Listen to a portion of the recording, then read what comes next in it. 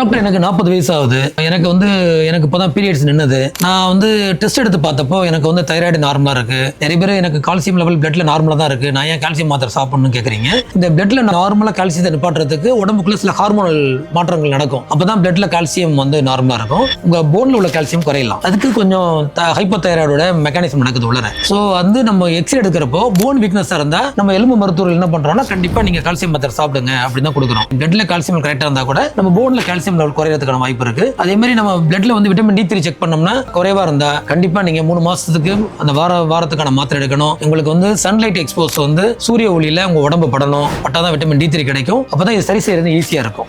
மாலை வெயில் தான் மனிதனுக்குன்னு சொல்றான்.